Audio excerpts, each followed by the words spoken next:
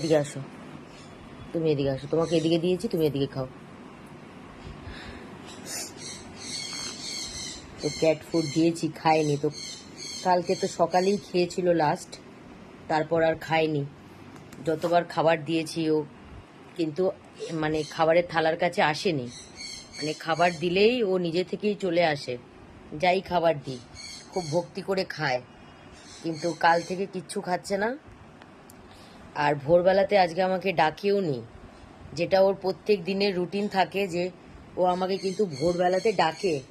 মানে ওর খিদে পেলে ভোরবেলায় আমায় ডাকে, 4টে 5টা বা 6টায় ডাকে। তো আমি উঠে তখন খাবার দিই।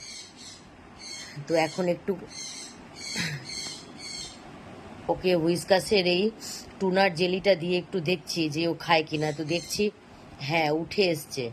যেরকম ক্যাট ফুডটা দিলে ও উঠে আসছিল না, তো এটা উঠে এসে একটু খাওয়ার চেষ্টা করছে। কিন্তু ওর কানটা কিন্তু খুব গরম লাগছে আমার। মনে হচ্ছে ওর জ্বর জ্বর এসেছে বা এরকমই কিছু একটা হবে।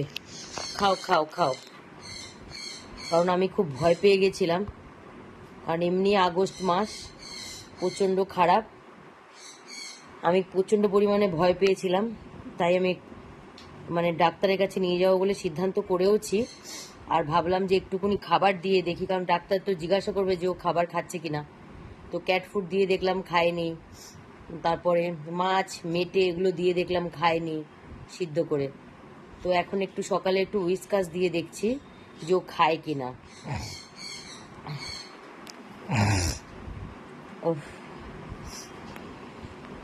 আমার নিজেরও শরীর ভালো না, আর এদেরও সব কটার একের পর এক লেগে গেছে। মানে আমিও বুঝতে পারছি না যে আমি কি কি করব, কোন দিকটা আমি যাব। আনো, খাও খাও খাও বাবা, একটু খাও, খাও পাগলু,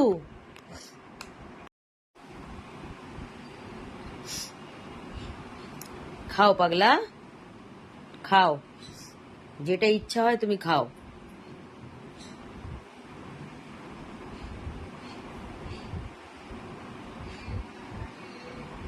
খাও, আরো দেবো তোমাকে, অনেক দেবো, অনেক দেবো, খাও।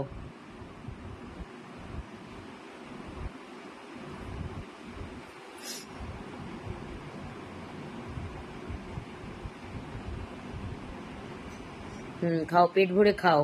কাল থেকে তুমি কিছু খাওনি পাগলু? আর পাগলুটা কাল থেকে কিছু খায়নি। এত খেতে ভালোবাসে, এত জল খেতে ভালোবাসে, কাল থেকে এক জায়গায় পড়ে শুয়ে আছে। আমার একটু সন্দেহ হয়েছে, তারপর ভাবলাম যে ওদের শরীরে হয়তো এক আধ দিন ভালো লাগে না, তাই হয়তো শুয়ে থাকে। কিন্তু ভোরবেলা ও যখন কালকে আমার বিছানায় নিজে থেকে আসেনি, আমার সন্দেহটা তখনই হয়েছে।